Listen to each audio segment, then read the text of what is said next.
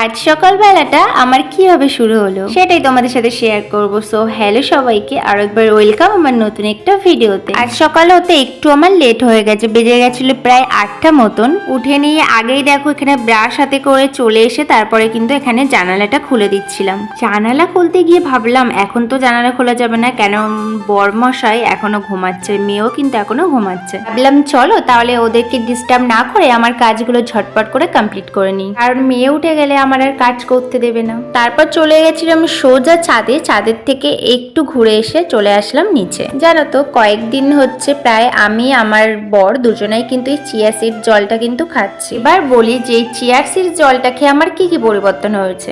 প্রথমত দেখো, সকালে উঠলেই না গায়ের মধ্যে একটা এনার্জি না থাকা ভাব থাকে।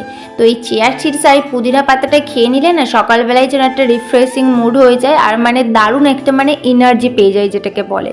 তো সেটাই খেয়ে নিচ্ছিলাম, তারপরে চলে আসলাম সোজা রান্নাঘরে। আর আজকে আমি বানাবো একটা আলু ভাজার রেসিপি। এটা তোমরা সবাই জানো, নতুন করে দেখানোর কিছু নেই, যদিও বা আমি করছি তাই একটু শেয়ার করলাম। মামাম কয়েকদিন আগে খেতে চেয়েছিল, আমার না বানানোই হচ্ছিল না, সেই কারণে আজকে কিন্তু বানালাম। তার জন্য ওখানে আলুটাকে একটু হালকা সিদ্ধ করে নিয়েছি, আর এখানে কর্নফ্লাওয়ার একটু নুন দিয়ে কিন্তু ব্যাটার বানিয়ে নিয়েছি। তারপরে কিছুই না, জাস্ট ওর মধ্যে ডুবিয়ে নিয়ে আর ভেজে নাও। এটা হচ্ছে একটু পরে, বর যখন ডিউটি গেছিলো তখন ওকে একটু স্যালাড কেটে দিয়েছিলাম। তারপর দেখো এখানে আলু ভাজাগুলো কিন্তু রেডি। তারপর আর ভিডিও কন্টিনিউ করা হয়নি। তারপর এটা দুপুরবেলা আমি কিন্তু লাঞ্চ করতে বসে গেছি। আর আজকের লাঞ্চের মেনুতে ছিল সিম্পল ডাল আর আলু ভাজা, আর ছিল হচ্ছে বেগুন ভাজা। আর আমি জানো তো যতই কাজ থাকুক না কেন, খাওয়া দাওয়ার পর একটু হলেও রেস্ট নিই, কারণ রেস্ট না নিলে আমার সারাদিন কিন্তু খুবই ক্লান্তর মধ্যে কাটে। তাই দেখো খাওয়া দাওয়া কমপ্লিট করে একটু শুয়ে পড়েছিলাম, আর মামাম কিন্তু আমার পাশে ঘুমাচ্ছিল। তোমাদেরকে একটা ফল দেখাই, দেখি কে কে বলতে পারো।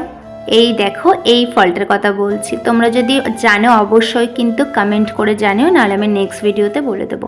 সো এখানেই শেষ করছি। কেমন লাগলো জানিও, ভালো লাগলে লাইক কমেন্ট শেয়ার ফলো করতে একদম ভুলো না। টাটা।